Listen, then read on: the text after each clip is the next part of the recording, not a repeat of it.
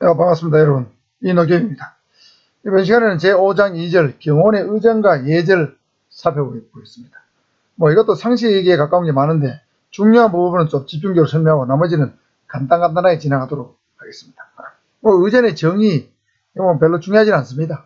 넓은 의미로는 개인이 가져야 될 어떤 예의범절, 이게 의전이고, 좁은 의미로는 국가 행사, 외교 행사, 예를 들면 고위직 방문 행사, 이럴 때 이루어지는 국제적 관계에서의 예의범절, 이런 것을 보통 좁은 의미의 의전이라고 하는데 한번 들으시면 되겠습니다. 자, 의전의 기능입니다. 자, 의전의 기능. 글씨는 저렇게 요로 안 쓰는데 옮기다 보니까 글씨가 약간 깨지가 나오네요. 모양새가 글씨가 아니고 산모가 깨졌습니다. 의전은 인간관계를 원만히 하고 행사와 효율성을 극대화시킨다. 그렇죠. 의전을 잘해야 예의범절에 맞게 예우를 해줘야 행사가 부드럽게 진행이 되죠. 그래야 그 상황, 그 행사에 모인 사람들의 인간관계가 좋아지고, 또 내가 모시는 대상자의 어떤 기분도 좋기 때문에 인간관계가 좋아집니다. 의전의 소극적 기능은 행사 업무의 지원 기능에 한정한다. 적극적 기능은 행사 전반의 조정 통제 기능이다. 요거는 좀 알아두시면 좋겠습니다. 소극적 기능은 행사 업무를 지원하는 거죠. 의전 자체가 목적은 아니죠. 행사가 원활히 잘 진행되도록 도와주는 지원 기능인데, 적극적 기능은 행사 전반의 조정 통제 기능으로 확대되는 거예요. 예를 들면 의전을 하면서 행사 전체적으로 대통령이 들어올 때 어떻게 하고, 그 다음에 주악은 언제 연주를 하고, 그 다음에 효과는 언제 연주를 하고, 표창은 어떻게 주고, 이런 것들 전부 다 의전 관계 있죠. 그 다음에 대통령이 좌측에 누구를 앉히고 우측에 누구를 앉히고 이런 것들은 다 행사 전반의 조정 통제 기능으로 작동할 수도 있습니다. 자, 적극적 기능은 조정 통제 기능이다. 자, 국가의전은 국가의상과 권위를 확고히 하고 국민적 통합과 사회질서를 유지하는 데 기여한다. 자, 위상을 높이는데 권위를 높이는 데 기여한 것이 의전이겠죠. 국가의전입니다. 자, 이렇게 정도 보시면 되겠고요. 의전 업무의 특성입니다. 네 가지죠. 이것도 알아두셔야 될 것 같아요. 의전 업무는 순간적으로 지나가죠. 그래서 한번 잘못된 것은 되돌릴 수가 없습니다. 의전은 한번 실패하면 끝입니다. 저도 현직에 있을 때 예를 들면 시장이나 경찰청장 좌석 배치를 잘못해가지고 혼이 나는 경우를 많이 봤습니다. 그 의전이죠. 예를 들면 그 사람이 격에 맞는 좌석을 맞춰줘야 되는데 그걸 잘못하게 되면 돌이킬 수 없습니다. 따라서 상황 변화에 신속히 대처하는 능력을 비양해야 됩니다. 행사에 갔는데 예전에 없던 사람이 왔습니다. 고위직이 왔습니다. 그러면 그 사람을 어디에 앉힐 것인가? 굉장히 중요하죠. 그 다음에 이질적인 요소를 종합하는 타협과 조정을 이끌어낼 수 있어야 됩니다. 예를 들면 각 부처에서 예를 들면 의전 담당가들이 각자 오게 되는데, 오게 되면 각자 자기가 모시는 상사를 더 높은 자리에 좋은 자리에 앉히려 합니다. 그러다 보면 싸움이 일어날 수도 있어요. 이게 이질적인 요소죠. 그래서 이거를 조정하는 어떤 타협과 조정 능력이 필요하다. 그 다음에 관례와 경험이 중요한 시대 흐름에 적응해야 한다. 이 의전이라는 것은 예전부터 해온 관례가 있습니다. 그 관례에 따른 것이 중요하지만 시대 흐름에도 좀 맞아야 된다는 얘기죠. 옛날에는 굉장히 권위주의적인 어떤 의전이었다면 지금은 굉장히 민주적인 어떤 의전으로 많이 바뀌고 있죠. 그것이 어떤 시대 흐름입니다. 자, 경호의전입니다. 경호의전은 단순 의전이가 경호의전은 경호와 관련된 의전이죠. 국경일 기념일 각종 대통령 취임식, 외국의 국가원수 환송염식, 이런 각종 공식 행사에서 경호를 할 때 이루어지는 의전, 이게 경호의전이 되겠습니다. 중요하지는 않습니다. 자, 지금부터 좀 중요합니다. 자, 경호 행사할 때 국기 개양 요령입니다. 자, 여러분 국기는 여러분 흔하게 자주 보니까 내 모르는 거 없다 이렇게 할지만 모르지만은 사실은 까다로운 게 많습니다. 그리고 대한민국은 대한민국 국기법이 있습니다. 그 다음에 국기법 시행령이 있어요. 그래서 여기 보면 국기는 태극과 건건감리 4개로 구성된다고 법 7조에 나와 있어요. 저 가운데 있는 빨간 거 파란 개가 태극입니다. 그 다음에 사객하는 건 요 4개의 일자 모양이 된 거 있죠. 자, 이 3개짜리 있죠. 삼선짜리 바로 건입니다. 건. 그 다음에 사선이 곤이 아니고 리입니다. 리입니다. 리. 그 다음에 5개짜리가 감입니다. 6개짜리가 곤이에요. 그래서 보통 건곤감리 이렇게 하는데, 그래야면 3, 6, 5, 4가 되죠? 건곤감리는 중요도에 따라 그렇게 불렸는데, 3, 4, 5, 6으로 말한다면 순서대로 하면 건리강건이 됩니다. 건리강건. 그래서 이 경호학에서는 건의 위치와 리의 위치가 굉장히 중요해요. 건의 위치와 리의 위치가 굉장히 중요하다. 자, 그래서 이게 3개짜리는 건, 4개짜리는 리다. 이렇게 알아두시고, 자, 요거를, 황금색 요걸 기뽕이라 부르죠? 기뽕이라 부르고, 태극기를 요래 달아면 어떤 면, 요 면을 김면이라 부릅니다. 김면이라 부르고, 요 가로를 기폭이라 부릅니다. 기폭. 자, 기폭, 긴면, 태극, 그 다음에 건리, 감공. 이렇게 알아두시고요. 자, 국기에 대한 경례입니다. 3가지 형태가 있는데, 제복을 입지 아니하는 국민은 보통 오른손을 이렇게 해가지고, 왼쪽 가슴에 얹죠? 우리 영상에는 반대로 나오지만, 오른손을 펴서 왼쪽 가슴에 댄다. 이 일반입니다. 그 다음, 제복을 입었을 때의 경우에는 이렇게 거수행위를 해야 되겠죠? 자, 그런데 니은 중요합니다. 제복을 입지 않은 국민 중에서 모자를 쓴 국민. 자, 이때는 여러분 기본적으로 모자를 벗어서 모자를 왼쪽 가슴에 대는 것이 기본입니다. 그런데 모자에 뭐 끈이 달렸다, 묶었다든지 묶였다든지 해서 탈모가 곤란할 때는 그냥 오른손을 왼쪽 가슴에 대는 식으로 하면 되겠다. 알아두시고요. 자, 그 다음에 국기의 개양 방법입니다. 개양 장소 및 위치인데, 국기는 원칙적으로 옥의 개양이 원칙입니다. 예외적으로 실내 개양입니다. 옥의 개양이 원칙이다. 기때나 국기 개양대에 개양하겠죠. 자, 그럼 어디에 개양하는가? 위치입니다. 위치.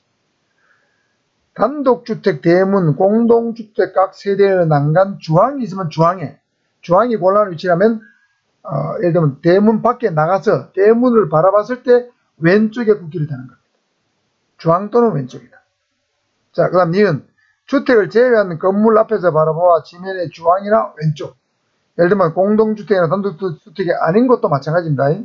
밖에서 봐가지고 주황이나 왼쪽에 국기를 개양한다. 이래 보시면 되겠습니다. 그 다음 예외적으로 실내에 게시할 수 있는데, 실내에 태극기를 개양할 때도 태극기를 내가 바라봤을 때, 태극기를 바라봤을 때 점 왼쪽 또는 주황에 태극기가 위치해야 된다. 그래 보시면 되겠고요. 자, 주로 주황하면 왼쪽이죠. 바라봤을 때 왼쪽 또는 주황이다.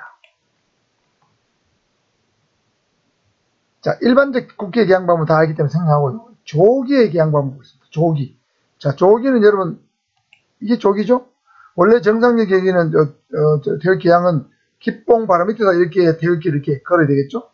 그런데 조기는 기뽕에서 기폭만큼 내려서 다는 게 조기입니다. 뭐, 현충일 같을 때, 국가장 기간에, 이럴 때는 조기를 다죠. 슬픔을 표현하는 뜻입니다.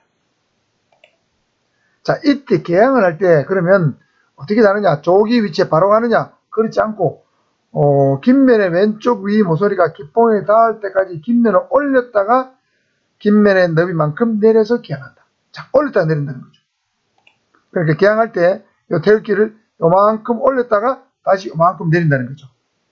이렇게 개양하는 방법입니다. 그러면 강화할 때 어떻게 하느냐? 마찬가지입니다. 왼쪽 위 모서리를 기뽕에 닿을 때까지 올렸다가 다시 내린다. 자, 이렇게 달려있죠. 지금 현충일에. 그럼 내릴 때는 바로 내린 게 아니고 여기서 이렇게 올렸다가 다시 바닥으로 내린다는 뜻이 되겠습니다. 자, 어쨌든 이렇든 저렇든 간에 기뽕까지 올렸다가 내리든가 기뽕까지 올렸다가 내리든가 뭐 그렇게 한다는 뜻이 되겠죠. 자, 국기의 김면을 늘려서 개양하는 방법. 이거 잘 보셔야 됩니다. 자, 원칙은 이계, 아까 건리 중에서 리가 중요하다고 했죠? 이계가 왼쪽 위에 오도록 한다. 왼쪽 위에 오도록 한다. 원칙입니다. 볼까요? 자, 요게 건리죠? 자, 리계가 왼쪽 위에 왔죠? 오른쪽, 왼쪽 위에 왔죠? 여기. 왼쪽 위에 왔죠? 왼쪽 위에 왔습니다. 자, 이게 리계가 왼쪽 위로 오게 하는 방법이 되겠습니다. 자, 그림을 그리자면, 한번 색깔 표현해 볼까요? 자, 이게죠? 왜 리계가 왼쪽 위에 왔습니다. 그렇죠? 자, 그런데, 예외적으로 가로변에 개양하는 국기를 여러분, 국기를 2개를 밑으로 나란히 세로로 늘려서 개양하는 거 봤죠? 요때는 2개를 개양할 때는 왼쪽 국기의 건개가 왼쪽이 온다. 자, 왼쪽 국기의 건개가 왼쪽이 온다. 보겠습니다. 자, 이겁니다. 이거. 자, 왼쪽 국기의 건개죠. 건개가 왼쪽이 왔죠. 왼쪽 국기의 건개가 왼쪽이 왔습니다. 이렇게 달아야 돼요. 아시겠죠? 한 개를 달 때는 여기 없으면 없다고 지금 한 개를 달 때는 요게 이 개가 왼쪽이 왔죠. 그러니까 어떻게 이해하시면 되냐면 한 개를 달 때는 이렇게 다는데 두 개를 달 때는 요걸 기준으로 반을 딱 접으면 데칼코마니에서 반을 딱 접으면 요 건개가 요리 가겠죠? 요리 가죠. 이 개는 요리 오겠죠. 이렇게 되는 거예요. 자, 그래서 일단 외워둬야 되니까 여러분, 자, 한 개를 달 때는 왼쪽 위에 4개가 온다. 두 개를 세로로 나란히 대칭을 달 때는 왼쪽 국기의 왼쪽 위에 건개가 온다. 요거 외워두시면 됩니다. 헷갈립니다. 아시겠죠? 자, 그 다음에 국기와 다른기를 개항할 때 방법입니다. 자, 국기와 다른기, 예를 들면 국기와 새마을기, 뭐 국기와 경찰청, 청장기, 뭐 있잖아요. 국기와 다른 육군 참모 총장기 있죠. 이럴 때는 국기는 항상 깃대가 있다면 가장 높은 깃대에 개항합니다. 자, 이렇게 깃대가, 자, 이거는 하나, 둘, 세 개 홀수죠? 이거는 하나, 둘, 셋, 네 개입니다. 세 개든 네 개든 관계없이 국기하고 다른 기, 외국 국기가 아니고 일반적인 기에, 뭐 새마을기 같은 거. 이럴 때는 하여튼 깃대가 제일 높은 데다가 태극기를 개항한다. 여기 기억입니다. 두 번째, 두 개 이상의 개항대 높이가 동일할 때, 개항대 높이가 동일할 때는 기의 수가 홀수일 때는 가운데, 태극기를 중앙에, 짝수일 경우는 앞에서 바로 왼쪽 첫 번째에 개항한다. 자, 보겠습니다. 자, 이렇게 되죠. 태극기와 일반기입니다. 태극기가 이게 새마을기다. 얘기하면 경찰청장기다. 그러면 태극기 항상 홀수니까 가운데 갑니다. 짝수일 경우죠. 4개 짝수잖아요. 하나, 둘, 셋, 넷. 이때는 맨 왼쪽에 태극기를 보낸다. 자, 국기와 다른 기를 개항하는 방법입니다. 자, 이게 니은입니다. 그 다음 디귿. 국기와 다른 기를 같이 개항할 경우에 개항 및 강화 순서입니다. 다른 기, 예를 들면 새마을기는 국기 개항과 동시에 하거나 그 이후에 개항한다는데 대부분 태극기를 개항하고 그 다음에 새마을기를 개항합니다. 강화할 경우도 마찬가지예요. 다른 기는 국기 강화와 동시에 하거나 그 이전에 강화한다. 그러면 국기 강화할 때는 새마을기를 예를 들면 같이 내리거나 새마을기를 그 이전에 내린다 돼 있죠. 그러니까 내릴 때는 새마을기를 먼저 내리고 태극기를 내리거나 또는 새마을기와 태극기를 동시에 내리거나 이렇게 하는 뜻입니다. 자, 태극기를 제일 늦게 내리거나 동시에 내린다. 이렇게 보시면 되겠어요. 주의해야 됩니다. 자, 그 다음에 태극기와 외국기를 동시에 개항할 때. 자, 이것도 중요합니다. 자, 원칙은 외국 국기는 우리나라를 승인한 나라만 개항합니다. 예를 들면 우리나라를 승인하지 않은 나라도 있죠. 그래서 승인한 나라만 개항이 원칙이죠. 상호주의 원칙이 있어. 예외적으로는 승인하지 않은 나라의 국기도 국가의 국기도 개항할 수가 있는데 이런 데는 스포츠 행사 때입니다. 국제회의 때 또는 체육대회 때. 이럴 때는 아주 예외적으로 우리나라를 승인하지 않은 국가도 국가 국기도 개항한다. 이건 어떤 정치 색깔이 없는 행사니까 그렇다는 뜻입니다. 개항 방법 보겠습니다.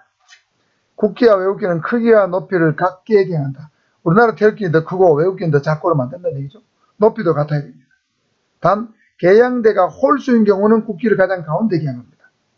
그 다음에 어떻게 하느냐. 국기를 중심으로 좌측, 우측, 또 좌측의 좌측, 우측의 우측 이런 순으로 갑니다.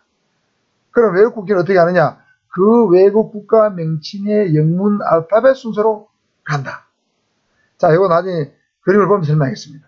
개항대가 짝수일 경우는 태극기를 맨 왼쪽에 개항하고 그 다음에 그 태극기 오른쪽으로 해당 외국 국가 공식 명칭의 영문 알파벳 순서로 개항합니다.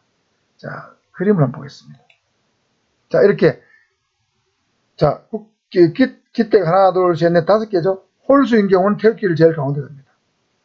그 다음에 태극기의 왼쪽에 A국, 영문 알파벳 A로 시작하는 A국 국기, 예를 들면 아르헨티나 국기, B국, 벨기에 국기, C, 차이나 또는 칠레 국기, D, 덴마크 국기. 이렇게 A, B, C, D 이렇게 지그재그로 왼쪽, 오른쪽, 왼쪽, 왼쪽, 오른쪽 이렇게 간다. 오른쪽, 오른쪽 이렇게 간다는 얘기죠. 자, 국기뽕이 짝수일 경우는 하나, 둘, 셋, 네 개죠. 일단은 태극기를 맨 왼쪽에 달고 그 다음에 아르헨티나, 벨기에, 칠레 이런 순서로 A, B, C 영문 알파벳 순서로 간다는 얘기죠. 아시겠죠? 자, 이렇게 간다는 겁니다. 자, 그 다음에 리을입니다.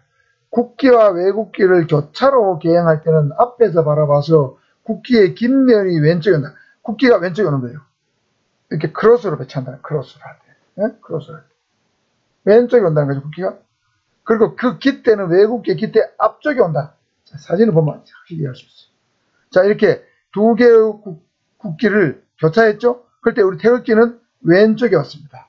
깃대가 왼쪽에 왔죠? 기준해가지고 왼쪽에 왔고, 그 다음 이 깃대가 외국기보다 앞쪽에 있죠? 여기 교차된 지점을 보면 앞쪽에 있잖아요. 앞쪽으로 간다. 이렇게 된다는 거죠. 이거 대한민국 국기법에 있습니다. 자, 앞쪽에 왔다. 그 다음에 국기와 외국, 유행기에 개항 광고. 이건 독특해요. 자, 국기와 유행기만 개항할 때는 앞에서 바라보아 왼쪽에 유행기를 오른쪽에 국기를 개항한다. 유행기를 가장 서해 높은 왼쪽에 태극기보다 우선해서 유행기한테 자리를 양보합니다. 그 다음에 국기와 유행기하고 외국기를 함께 개항할 경우는 유행기가 1번, 국기가 2번, 그 다음에 알파벳 순서입니다.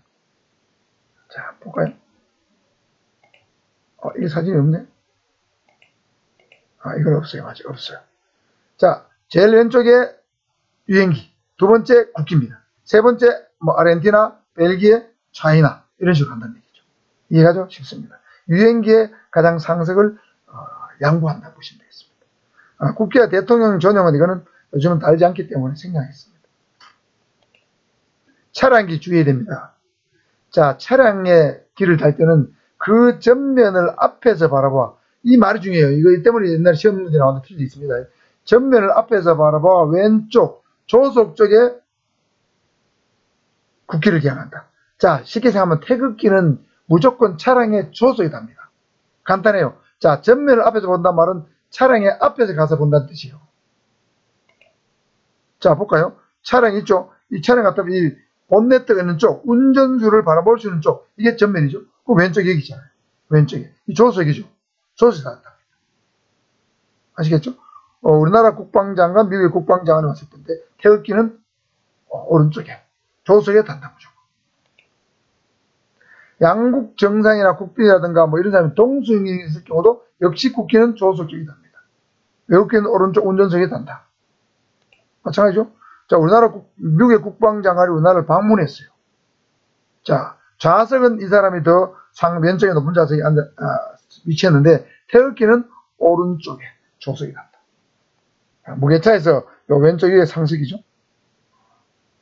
여기도 이제 참모총장인데, 미국의 참모총장, 우리나라 참모총장인데, 좌석은 왼쪽이지만, 태극기는 이 차도 역시 오른쪽에 조석에 달려있습니다.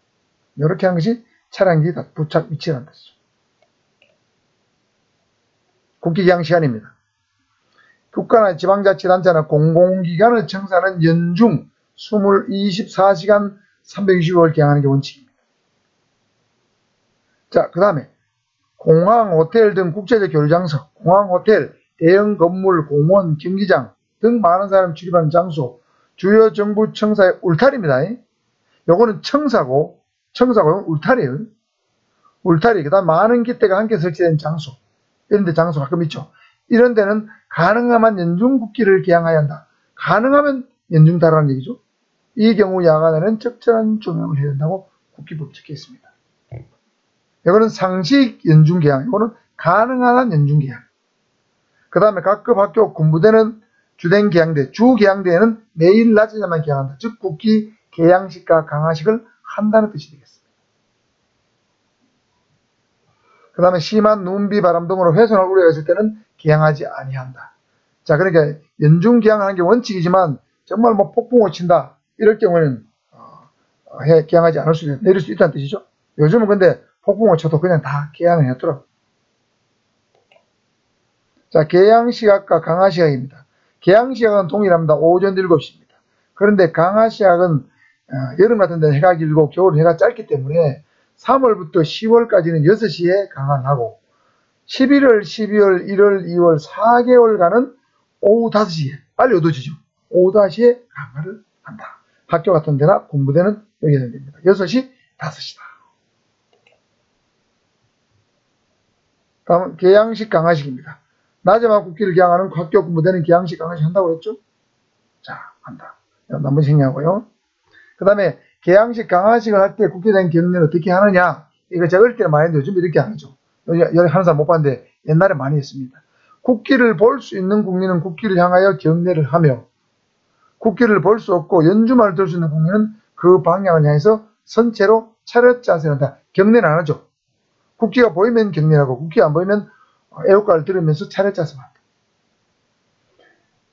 건물 울타리 안에 있는 차량에 탑승하고 있는 사람은 내리진 않고 차량을 멈추고 앉은 채로 그대로 있으면 되겠습니다. 차렷 자세를 취한다. 내릴 필요 없다는 뜻이죠. 차 안에서 경례하지 않는다는 뜻이죠. 태극기 개양식입니다. 자, 5대 국경일에는 개양이 되죠. 자, 5대 국경일 알아둬야 됩니다. 국경일 경사스러운 날입니다. 3.1절, 제헌절, 광복절, 개천절, 한글날인데. 요즘 근데 신세대 어떤 사람한테 이걸 읽으라 하니까 말이에요. 놀랬습니다. 3.1절, 7.1절 이랬더라고. 이거 역사 교육이 안 돼서 그런 거 아니에요? 참 큰일입니다. 4.19 읽으라 했더니 4.19 이랬더라고. 4.19 의거를 읽으라 했더니 4.19 의거 이랬더라고. 요즘 젊은 친구 중에 깜짝 놀랐어요. 자, 5대 국경일 국기 개양해야 됩니다.